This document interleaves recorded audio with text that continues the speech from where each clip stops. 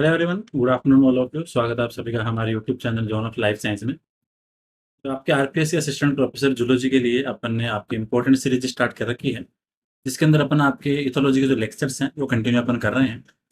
तो अभी तक अपन ने आपके इथोलॉजी के टोटल 5 लेक्चर अपलोड कर दिए हैं।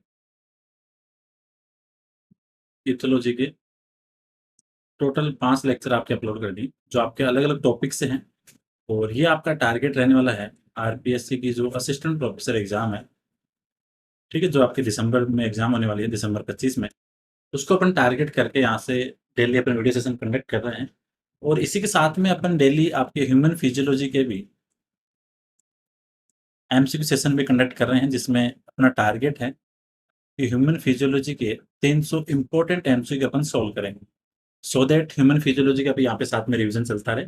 तो इधर अपन ने आपके 300 में से 150 अपन ने कंप्लीट कर लिए हैं, ठीक है। तो जिन्होंने प्रीवियस लेक्चर नहीं देखे हैं, आप प्लेलिस्ट के ऊपर जाना, वहाँ पे आरपीएससी असिस्टेंट प्रोफेसर जूलॉजी के नाम से प्लेलिस्ट है। और एक प्लेलिस्ट बनी हुई है आपकी ethology for RPSC assistant professor zoology के लिए, तो वहाँ से आप जाके देख सकते हो। 5 लेक्चर अपलोड हो गए, आज आपका नंबर 6 है लेक्चर, ठीक है। और इसके अलावा 3 और 4 लेक्चर और आएंगे, तो इधर आपकी फिर पूरी इथोलॉजी कंप्लीट हो जाएगी। और जो मैं सेक्शन करवा रहा हूँ, ये वो सेक्शन है जहाँ से मोस्टली क्वेश्चन अराइज होंगे, ठीक, जहाँ से ज़्यादा क्वेश्चन बनने के चांसेस हैं, ठीक। तो प्रीवियस आप पेपर उठा के देख सकते हो, जो कंटेंट अपन ने करवाया है वहाँ से डेफिनेटली आपको एग्जाम में क्वेश्चन दिखने वाले हैं। तो आज का जो अपना टॉपिक है वो है पेरेंटल केयर और पेरेंटल इन्वेस्टमेंट। कि पेरेंटल केयर क्या है, यहाँ पे एनिमल्स अपने ऑफस्प्रिंग को, अपने जो उनके यंग हैं उनकी केयर कैसे करते हैं, उनको रेयर कैसे करते हैं, ठीक। तो उनकी सारी की सारी अपन चीज़ें यहाँ पे पढ़ेंगे, ठीक है। तो कि उनका पेरेंटल केयर के कौन से पैरामीटर हैं, किस-किस टाइप से वो करते हैं, और कौन से एनिमल के अंदर स्पेसिफिक टाइप का पेरेंटल केयर है, जहाँ से क्वेश्चंस बनते हैं। तो ये सारी बातें अपन करेंगे। तो अगर पेरेंटल केयर की बात करें, तो एनिमल के अंदर अगर अपन पेरेंटल केयर देखें, तो पेरेंटल केयर का मोस्टली अगर जो इम्पोर्टेंट अपन फंक्शन माने, ये क्या हो सकता है, तो अपने जो उनके ऑफस्प्रिंग है, जो इनके चाइल्ड हैं। 1 सेकंड।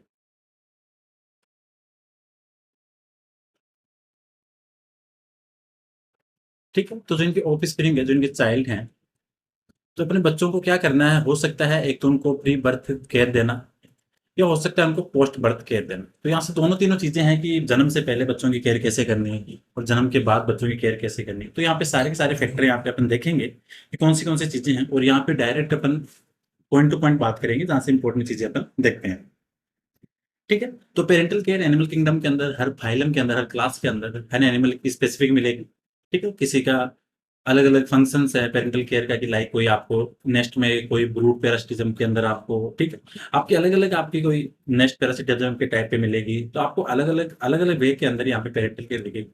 तो अगर अपन पेरेंटल केयर की डेफिनेशन की बात करें, पहली लाइन, तो increase the growth of young and care for them. तो सिंपल अपन ये कह सकते हैं कि अपने जो अपने पेरेंट्स है, अगर अपने ह्यूमन पे अप्लाई करके देखें, तो अगर अपने माता पिता की बात करें, तो उनका टारगेट क्या है, जो अपन है अपने सिबलिंग्स हैं उनकी ग्रोथ करना, उनको प्रॉपर केयर देना, ठीक है। और पेरेंटल केयर के अंदर भी एक ऑप्टिमम लेवल तक पेरेंटल केयर होती है, कि लाइक अगर अपन अपने लेवल पे बातें करें, तो अपने जो माता पिता हैं वो अपने को केयर कहाँ तक करते हैं, जहाँ तक अपन क्या हो जाते हैं, अपने खुद पे सर्वाइव करने के लिए केपेबल हो जाते हैं, ठीक है। उसके बाद में धीरे धीरे जो केयर है वो उनका थोड़ा सा डाउन होता जाता है, वही एनिमल पे अप्लाई होता है।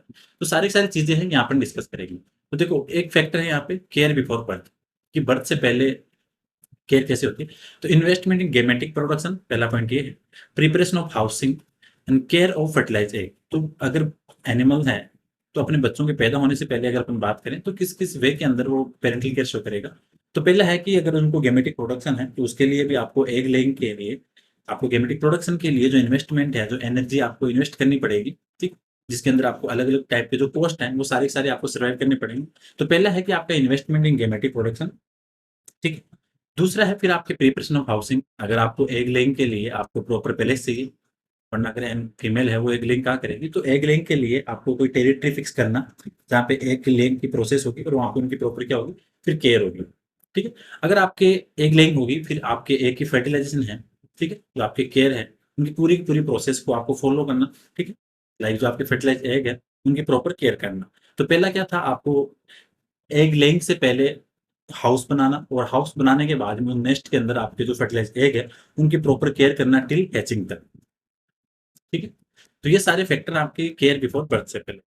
ये एक अगला पॉइंट है, इंपॉर्टेंट है। A pig walks almost 5 to 10 kilometre to locate safe place for a nest and invest 10 hours to construct it. कहने का मतलब ये है, एक जो पिग है 5 से 10 किलोमीटर चलता है अपनी सेफ लोकेशन के लिए, नेस्ट के लिए, और नेस्ट बनाने के लिए टाइम लगाता है 10 ओवर, ठीक है, 10 घंटे।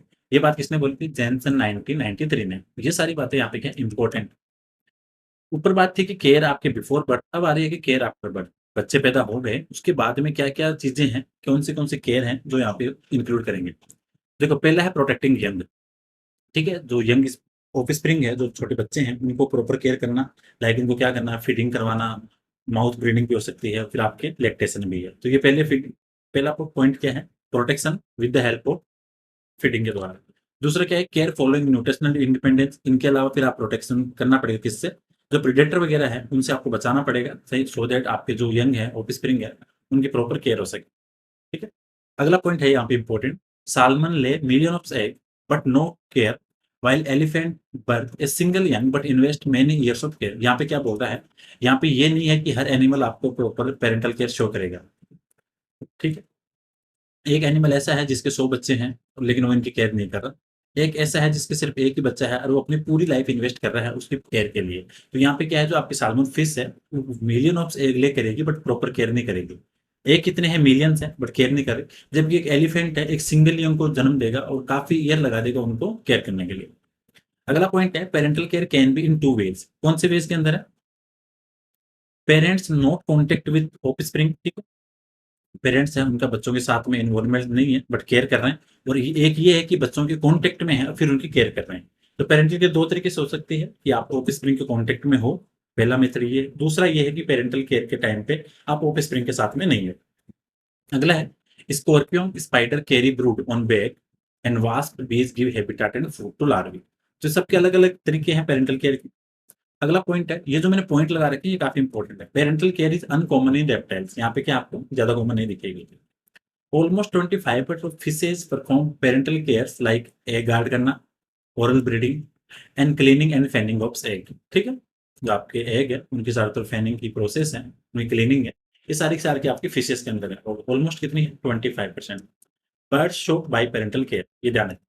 बर्ड्स के अंदर आपको यूनिपेरेंटल नहीं है, मोस्टली आपको किसे मिलेगा, बाई पेरेंटल, तो ये ध्यान रखें, ठीक है। ये जो आज वाला टॉपिक है यहाँ से जो क्वेश्चन बनने वाले हैं वो भी आगे आने वाले हैं कि जहां से क्वेश्चन बन। अब यहाँ पे है कि कॉस्ट ऑफ पेरेंटल केयर, एक अगर माँ बाप है अगर अपने बच्चों की केयर करता है ऑफ स्प्रिंग की, तो उनको ऐसा तो नहीं है कि इनकी ऑफ स्प्रिंग की केयर करने के अंदर सारी चीजें आसानी से हो जाएंगी। काफी टाइप के यहाँ पे रिस्क भी रहेंगे। तो उनकी एनर्जी वेस्ट करनी पड़ेगी, ठीक है, अपने माता पिता भी देख लगते हैं, खुद की एज जाएगी इसके अंदर, ठीक है, खुद का टाइम जाएगा। तो एक क्या क्या कॉस्ट हो सकती है पेरेंटल केयर में वो देखते हैं अपन, ठीक है। बिफोर बर्थ अगर जो मदर है, ठीक है, वो आपके बिफोर बर्थ से भी अपने बच्चे को कैरी करना, तो वो उनके बॉडी वेट के लिए, तो वहाँ पे जो आपके नियोनेटल बॉडी वेट का रेशियो है, लैक्टेशन की प्रोसेस है, उसके अंदर जो फिजियोलॉजिकल और मेंटल बर्डन है, बच्चों को कैरी करने का बर्डन है, ठीक है, एक के चारों तरफ नेस्ट बना के या नेस्ट की प्रॉपर केयर करना, ठीक है, मेल के द्वारा फीमेल की केयर करना, फिर जो एग वगैरह है उनकी केयर करना। तो यहाँ पे कॉस्ट क्या क्या है, पहला पॉइंट है high neonate mother weight ratio, ठीक है, पहला पॉइंट कौन सा है, high neonate mother weight ratio, ठीक है। ये रेशियो कितना हो सकता है, 8 to 18% of the mother's body weight, ठीक है। तो ये आपको ध्यान रखना है, जो आपके नियोनेट का रेशियो है तो कितना हो सकता है, मदर के बॉडी के जो 8 से लेके 18 तक जो अलग अलग है, जो यहाँ पे स्पीसीज स्पेसिफिक, ठीक है, फिक्स यहाँ पे पैरामीटर नहीं है, तो यहाँ पे आपको ध्यान रखना है। और ये अपन जो पैरामीटर यहाँ पे बात कर रहे हैं जो न्यू बॉर्न्स की, वो प्राइमेट्स वाले हैं, ठीक है, किसी के अंदर 8% है मदर वेट का, किसी के अंदर 18% भी है, ठीक है। तो यहाँ पे ध्यान रखना है। तो इससे क्या होगा, मदर क्या होगी, हैवी होगी, और यहाँ पे क्या होगा, उसके लिए वल्नरेबल हो जाएगा। सेकेंड है लैक्टेशन पोस्ट, ठीक है, almost 35% of time spend in young feeding so creates a mental and physiological burden. अगर कोई मदर है वो बच्चे को जो लैक्टेशन की प्रोसेस करा रही है, तो दिन में अगर 3 से 4 बार अगर लैक्टेशन की प्रोसेस है, तो उसकी पूरे डे का जो टाइम है उसका 30% लैक्टेशन में जाता है। और लैक्टेशन के लिए फिर यहाँ पे क्या है, मेंटल और फिजियोलॉजिकल बर्डन भी क्रिएट होता है। तो ये एक तरह का क्या है, मदर के लिए एक पेरेंटल केयर का कॉस्ट हो गया। ऑफ स्प्रिंग को फायदा हो रहा है लेकिन यहाँ पे बेनिफिट के साथ साथ यहाँ पे कॉस्ट भी जा रही है।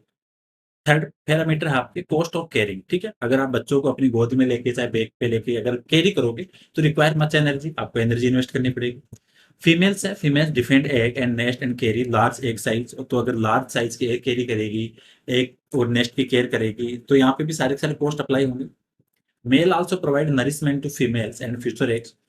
मोस्टली जो पेरेंटल केयर है उसमें ज्यादा इन्वॉल्वमेंट फीमेल का मिलेगा, ठीक है, मेल का थोड़ा कम मिलेगा। तो male also provide nourishment to females and future eggs. ये बातें होगी, ये कौन सी है, पोस्ट है। तो एग्जाम में क्वेश्चन ऐसे बन सकते हैं, आपको क्वेश्चन दे देंगे कि इनमें से कौन सा फैक्टर है जो आपके पेरेंटल केयर में इंक्लूड नहीं है, तो उनमें से आपको एक बताना होगा कि कौन सा नहीं है। तो यहाँ पे मोस्ट प्रोबेबिलिटी वाले आंसर भी यहाँ से अपने को आइसोलेट करने होंगे। अगले पॉइंट पे चलते हैं। ये है कि आपके फैक्टर्स अफेक्टिंग पेरेंटल केयर। कौन से फैक्टर हैं जो आपके पेरेंटल केयर को अफेक्ट। तो पहला है size of litre of brood, ठीक है, तो आपके साइज है लिटर की, वहां से आपके डिपेंड करेगा। तो यहाँ से एक नियम आ रहा है, अब यहाँ से क्वेश्चन बनता है लेक का नियम, ये इंपॉर्टेंट है। ठीक है, लेख ने क्या बोला कि अगर हाई फैकेंडिटी है तो लेस पेरेंटल केयर, कॉमन सी बात है। अगर हाई फैकेंडिटी तो पेरेंटल केयर कम होगी, और अगर कम फैकेंडिटी तो हाई पेरेंटल केयर, कॉमन सी बात है। किसी के बच्चा एक है तो पेरेंटल केयर ज्यादा होगी, और किसी के बच्चे चार है तो वहां पे पेरेंटल केयर कम होगी। तो ये नियम किसका था, लेख का था। मतलब high fecundity then less parental care, और less fecundity then high parental care. तो ये आपको ध्यान रखनी है। अगला है मैनाटीज आर स्लो ब्रीडर। ठीक है, जैसे आपका एलिफेंट होता है, ठीक है, वो केयर करने के ऊपर अपनी पूरी टाइम इन्वेस्ट कर देता है। ठीक है, तो वैसे आपका जो मैनिटीज है वो भी स्लो ब्रीडर है, टाइम काफी लगता है। Take care of young in water and help in swimming and support to water. ये क्या साथ साथ पैरामीटर ऐड कर रखे, तो पहला कौन सा था, साइज। थर्ड है as of of spring.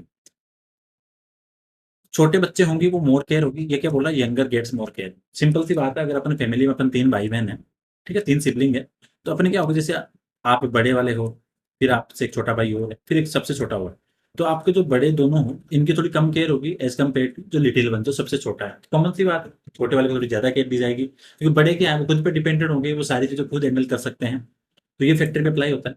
As of parent, अगर एक पेरेंट वो है जिनकी उम्र 40 साल है, उसके उनके बच्चे होंगे, ठीक है। एक पेरेंट वो है उनकी उम्र 25 साल है, उनके बच्चे होंगे। तो कॉमन सी बात है, 25 वाले के पास में टाइम ज्यादा है केयर करने का, और 40 वाले के पास में टाइम कम है। तो यहाँ पे एज पेरेंट्स की भी काफी पैरामीटर है, तो यहाँ पे मायने रखते हैं। ये क्या बोल रहा है, young parents have less care due to more reproductive cycle. अब यहाँ पे चीजें क्या आपस में कॉम्प्लीमेंट्री है।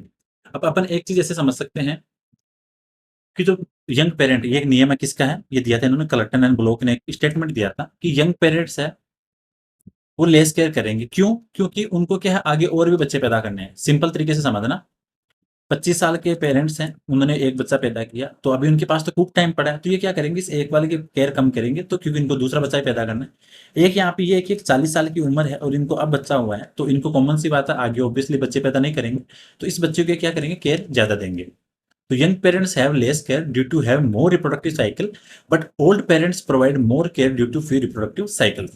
तो ये अलग अलग पैरामीटर हैं, तो जो अपने साइंटिस्ट वाली स्टेटमेंट है इनको भी साथ में ध्यान रखना है। और यहाँ पे सारी चीजें एप्लीकेबल है, एज वाला मैटर भी है, फिर ऑफ स्प्रिंग का साइज वाला मैटर भी है, क्लच साइज भी मैटर भी है, तो सारी चीजें ध्यान रखनी है। अगला पॉइंट है young parents have less experience in care.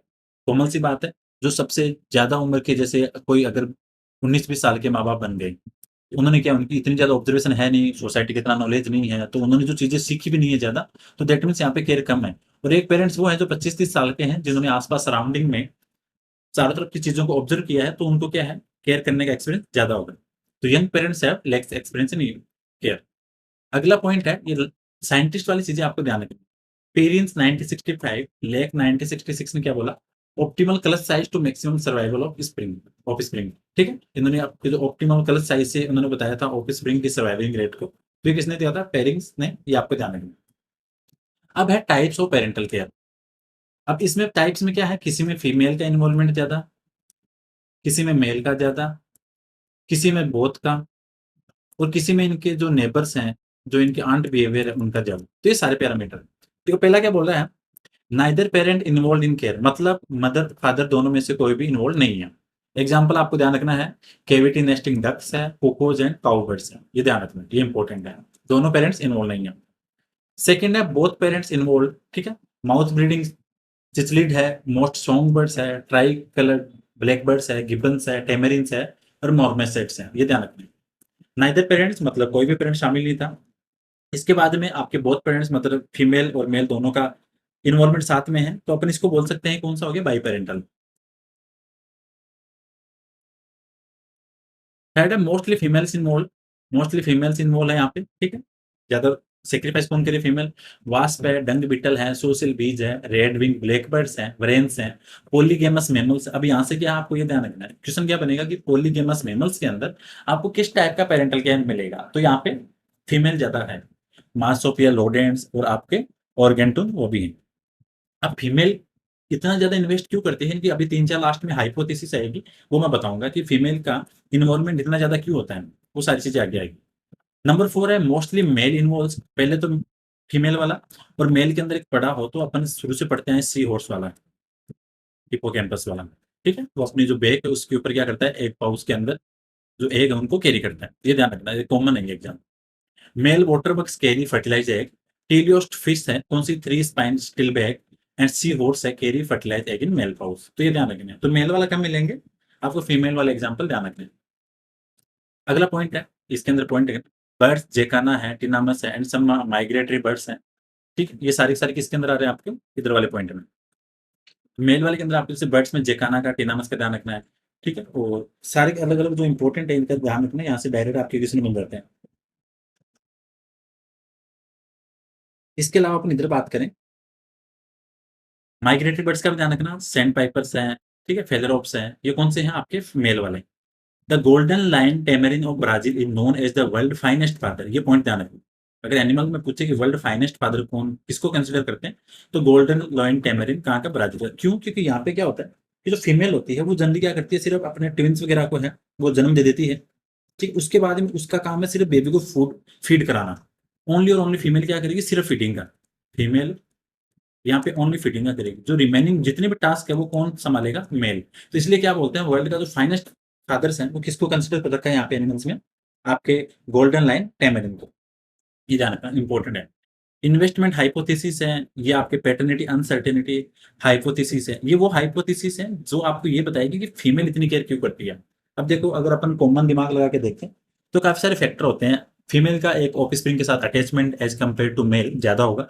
लेकिन यहाँ पे अगर अपन साइंटिफिकली जो इथोलॉजिस्ट के अकॉर्डिंग थ्योरीज है, तो पहली है इन्वेस्टमेंट हाइपोथेसिस, सेकंड है the paternity uncertainty hypothesis, third है एसोसिएशन हाइपोथेसिस। देखो पहली क्या बोल रही है, इन्वेस्टमेंट हाइपोथेसिस, मतलब फीमेल है वो आपकी ज्यादा एनर्जी इन्वेस्ट करेगी, तो वो क्या सोचेगी कि अगर इस बच्चे की केयर नहीं करेंगे, इसको बिना केयर के छोड़ना उसके लिए क्या है, एक नुकसानदायक हो जाएगा। तो वो क्या करेगी, उसको लगेगा कि अपन ने ज्यादा एनर्जी इन्वेस्ट की है, तो इसकी तब तक केयर करनी है जब तक कि क्या हो जाएगा, वो आपका सर्वाइव करने के कैपेबल हो जाएगा। तो उसकी क्या करेगी, वो तब तक वहां पे केयर करती रहेगी। तो ये काफी सारे आपके थ्योरीज है, इनका ध्यान रखें इन्वेस्टमेंट वाले के अंदर। ठीक है, सो क्या करेगी, female invest much energy so it may be risky to escape young without care. ठीक है, उसने एनर्जी ज्यादा इन्वेस्ट की है तो वो क्या सोचेगी, उसको बिना केयर छोड़ना रिस्की रहेगा। सो सिंस ऑफ स्प्रिंग में नॉट सर्वाइव, जब तक वो सर्वाइव करना नहीं सीख जाएंगे तब तक उनकी केयर करेगी। सेकेंड है the paternity uncertainty hypothesis, female is more likely to be parent offspring than male. Third वाली है एसोसिएशन हाइपोथेसिस, इसमें क्या होगा कि जो एग लेइंग की प्रोसेस है, ठीक, उस टाइम मेल वगैरह तो वहां से निकल जाएंगे, तो females are more likely to be parent around during egg laying due to internal fertilisation. तो ये अलग अलग इनकी हाइपोथेसिस है जहां से डायरेक्ट क्वेश्चन बनते हैं। तो इनका ध्यान रखना, investment hypothesis, paternity uncertainty hypothesis and association hypothesis. तो ये 3-4 है, इसका आपको थोड़ा ध्यान रखना है। ठीक है, इसके बाद में पहला कौन सा था आपका, देखो पहला कोई पेरेंट इन्वॉल्व नहीं, दूसरा दोनों पेरेंट, तीसरा मोस्टली फीमेल, चौथा मोस्टली मेल, पांचवा है रिलेटिव इन्वॉल्व इन केयर, इसको बोलते हैं एलो पेरेंटिंग। ये ध्यान रखना, एलो पेरेंटिंग का मतलब अगर रिलेटिव इन्वॉल्व है then we will say alloparenting. इसके अंदर यू सोशल इंसेक्ट हैं, बर्ड्स हैं। ठीक है, बर्ड्स के अंदर आपका ग्रीन वुड पुपीज है, व्हाइट फ्रंटेड बी ईटर्स हैं, बाइबलस हैं, मैक्सिकन स्क्रबजा है, एलिफेंट है, वॉल्व्स हैं, ड्वार्फ, ठीक है, आपके मंकीज हैं, लोयंस हैं। ये सारे सारे आपको थोड़ा ध्यान रखना है, ऐसे डायरेक्ट क्वेश्चन आपके बन जाते हैं। इनका एग्जाम्पल क्या, आप सीधी सी बात है, रटने वाले सिस्टम है, तो इनका थोड़ा सा बार बार अगर अपन प्रैक्टिस करेंगे तो सारी चीजें याद होने लग जाएंगी। क्योंकि इथोलॉजी के अंदर सीधा सा हिसाब है, जब तक अपन इनको लिखते रहेंगे तब तक अपने को याद होंगे, अदरवाइज अपन क्या करेंगे, थोड़े टाइम बाद में इनको अगर अपन देखेंगे भी नहीं तो चीजें क्या हो जाएगी, आपके दिमाग से निकलने लग जाएगी। तो इनका थोड़ा ध्यान रखना। ठीक है, एलिफेंट है, वॉल्स ड्वार्फ मंकीज है, फिर आपका मंकीज है, लोयंस है, ये ध्यान रखना। ये किसमें है, एलो पेरेंटिंग, दैट मीन्स आपके जो रिलेटिव वगैरह हैं ऑफ स्प्रिंग के, वो यहाँ पे केयर करेंगे। ठीक है, अब आपके पेरेंट ऑफ स्प्रिंग कॉन्फ्लिक्ट, कौन से फैक्टर हैं जिसके अंदर पेरेंट और ऑफ स्प्रिंग के बीच में कॉन्फ्लिक्ट डेवलप हो सकते हैं? देखो, यहाँ से एक चीज़ें समझना, एक मदर है, मदर अब आपको पूरी उम्र तो आपकी केयर नहीं कर पाएगी, एक टाइम तो उसको ऐसा आएगा ही आएगा कि वो आपसे क्या करेगी, आपको खुद पे डिपेंड होने के लिए आपको फोर्स करेगी, वहाँ साइड में हटाएगी।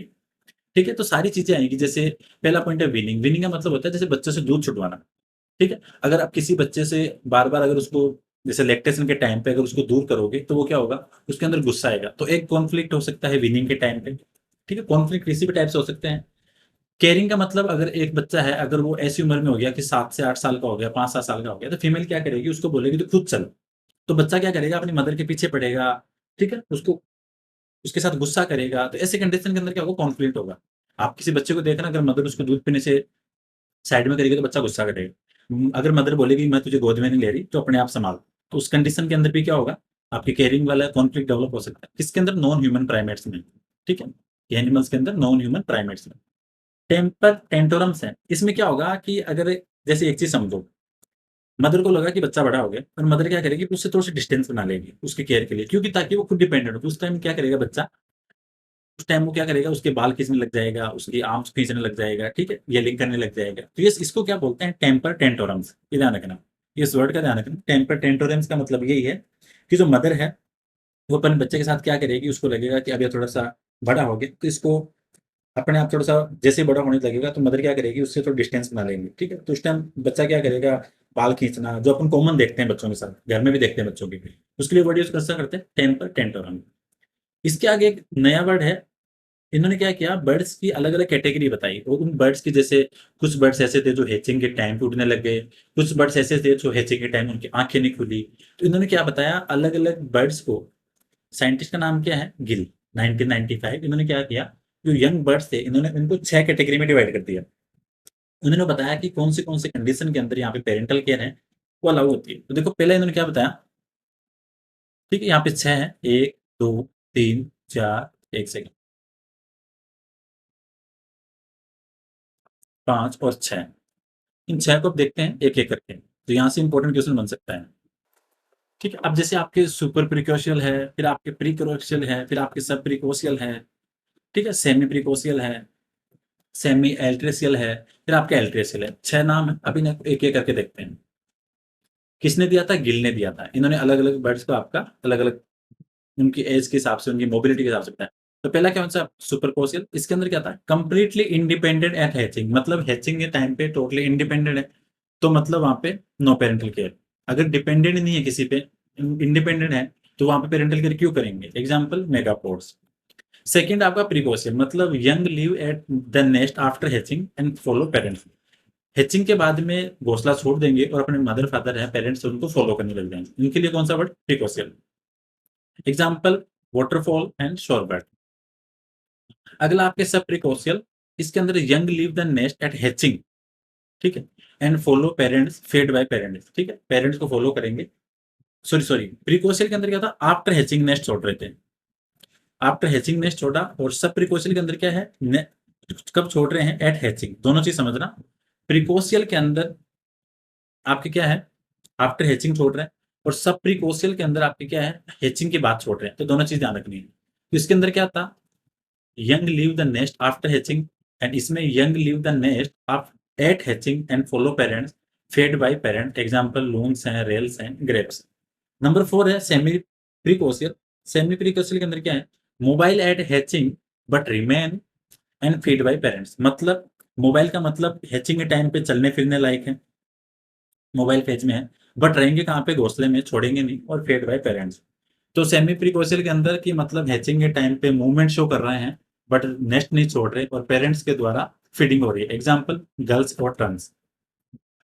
नंबर 4 है semi altricial, not mobile at hatching and feed and brood by parents. Eyes are open at hatching within और फीड इन फ्यू डेज। मतलब इधर आपका कौन सा था, सेमी प्रीकोशियल, यहाँ पे क्या है, सेमी अल्ट्रासेल के अंदर हैचिंग के टाइम पे मूवमेंट शो नहीं कर रहे हैं, ठीक है, और फीड और ब्रूड की प्रोसेस किसके द्वारा, पेरेंट के द्वारा। और हैचिंग के टाइम पे आईज ओपन है या कुछ दिन के अंदर। एग्जांपल स्क्रीच ओवल्स हैं, हेरोन्स एंड होक है। लास्ट आपका एल्ट्रेशियल। एल्ट्रेशियल के अंदर क्या बोल रहा है, यंग आर नेक, नेक्ड है, एक तो अंधे हैं, ब्लाइंड है, एंड हेल्पलेस एट हैचिंग। अगर ये क्वेश्चन बने कि ऐसी कौन सी डेफिनेशन है जिसके अंदर जो यंग है वो नेक्ड है, ब्लाइंड है और हेल्पलेस है एट हैचिंग के टाइम पे, दिन और answer will be altricial. Example song birds, woodpeckers and herons and होर। तो ये जो साइंटिस्ट गिल ने आपके बर्ड्स को 6 कैटेगरी में डिवाइड किया था, इनको आपको ध्यान रखना है। ठीक है, इंपॉर्टेंट है ये। अब नोट लगा के डाला तो मतलब काफी इंपॉर्टेंट चीजें आने वाली हैं, जो मैंने हमेशा पहले ही बताया। जहां पे नोट डाल दिया मतलब आपके काफी सारी चीजें इंपॉर्टेंट है। देखो, डिस्ट्रोफेटिक इंसेक्ट वो हैं जो एग कहाँ पे ले करेंगे, लार्वल फूड के ऊपर। सिंपल समझना, एग लेइंग की प्रोसेस कहाँ हो रही है, आपके जो लार्वा है उसके फूड के ऊपर, लार्वल फूड के ऊपर। ठीक, इन lay egg on larval food.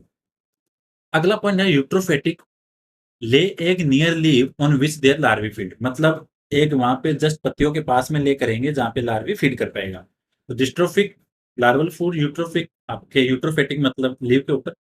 अगला है विस्टिकस ब्यूटेली, ये आपके कौन है, लीफ रोलिंग वेविल्स है, मेक सिगार शेप नेस्ट।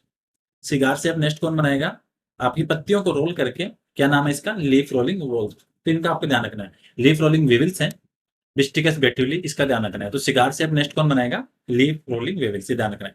हाइड्रोफेलिडी है, मेक स्मॉल फ्लोट्स। फ्लोट बनाएंगे छोटे छोटे, जहां पे कि हाँ, आपके अंडे अंदर इम्बिड होकर वहां पे फ्लोट करते रहेंगे। तो ये ध्यान रखना है, हाइड्रोफेलाइट make small floats in which egg is embedded to float, ये ध्यान रखना है। वेल नोन माउथ ब्रीडर, ये तो इंपॉर्टेंट है, आरपीएससी में आया हुआ क्वेश्चन भी है। तो सबसे ज्यादा माउथ ब्रीडर के नाम पे जाना जाता है वो आपका चिसलीड है, ये ध्यान रखना। ठीक है, तो सबसे कॉमन माउथ ब्रीडर कौन है, चिसलीड, ये ध्यान रखना। अदर माउथ ब्रीडर्स हैं कैटफिश, किलीफिश एंड एनाबेंटिड्स, ये ध्यान रखना। इंपॉर्टेंट कौन सा था आपके, चिसलीड। और इसके अलावा कैटफिश, किलीफिश और anabantid. Rhinoderma darwinii male eggs carry in vocal pouch, ये भी ध्यान रखना। अपने अंडों को वोकल पाउच में कौन कैरी करता है। देखो आपके जो, सॉरी क्या नाम है उस यूनिट का, नाम भूल गया। टेक्सोनॉमी वाली यूनिट है जिसके अंदर आपके कंपैरेटिव वाला है, उसके अंदर वहाँ पे आपकी पेरेंटल केयर वाला टॉपिक भी ऐसा है टेक्सोनॉमी में। तो वहाँ पे एम्फीबिया की पेरेंटल केयर है, फिश की पेरेंटल केयर है, तो ये नाम आपको वहाँ भी देखने को मिलेगा, राइनोडर्मा और आपके रियोबैट्रिकस। ठीक है, रियोबैट्रिकस को किस लिए जानते हैं, गैस्ट्रिक इनक्यूबेशन के लिए, ये ध्यान रखना। ठीक, गैस्ट्रिक ब्रूडिंग फ्रॉग्स। ठीक है, तो गैस्ट्रिक इनक्यूबेशन के लिए कौन जाना जाता है, rheobatrachus. Bowfin male make a pit nest, तो पिट नेस्ट कौन बनाएगा, बोफिन बनाएगा, ये ध्यान रखना। Infanticide in langur studied and documented by Mohnot and Mathur. Infanticide, ठीक, ये ध्यान रखना है, किसके अंदर, लंगूर के अंदर, किसके द्वारा, मोहनूट एंड माथुर के द्वारा। नेस्ट पैरासिटिज्म है, नेस्ट पैरासिटिज्म का मतलब ये है कि अंडे हैं वो किसी दूसरे होस्ट के जो नेस्ट है वहां पे आपको एग लेइंग की प्रोसेस करना। तो कॉमन किसके अंदर है, पुपूस के अंदर। एक आता है आपके माल ट्रीटमेंट। माल ट्रीटमेंट के अंदर क्या है, बच्चे हैं छोटे, उनको पुल करना, पुश करना, स्लैप करना, ये सारी जो चीजें हैं बच्चों को हार्म करने की, इसको बोलते हैं माल ट्रीटमेंट। किसके अंदर मिलेगी आपको, लंगूर और रिसस के अंदर। और माल ट्रीटमेंट और नेस्ट पैरासिटिज्म के लिए जो एक वर्ड यूज किया था, डेप्राइवन सिंड्रोम, किसके द्वारा, बाय हार्लो के द्वारा। इन्होंने क्या बोला, आपके जो नेस्ट पैरासिटिज्म और जो माल ट्रीटमेंट की प्रोसेस है, इनके लिए इन्होंने कॉमन वर्ड यूज किया।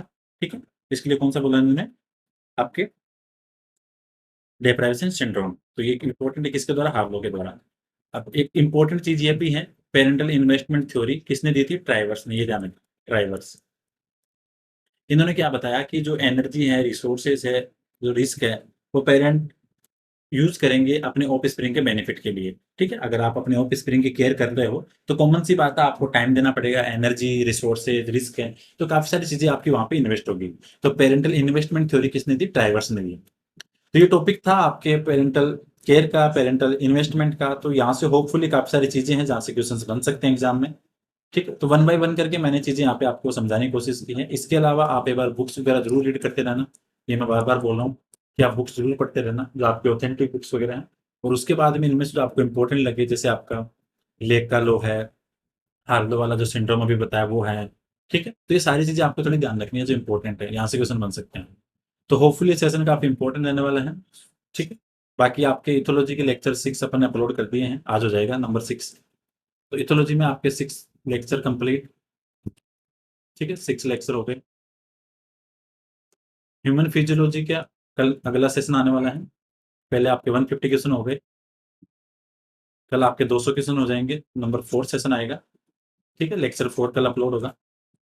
इथोलॉजी या ह्यूमन फिजियोलॉजी दोनों में से जो पहले निपटेगा, इसके बाद में तुरंत आने वाली है आपकी जो मोस्ट फेवरेट और मोस्ट डिमांडेड यूनिट चल रही है, टूल एंड टेक।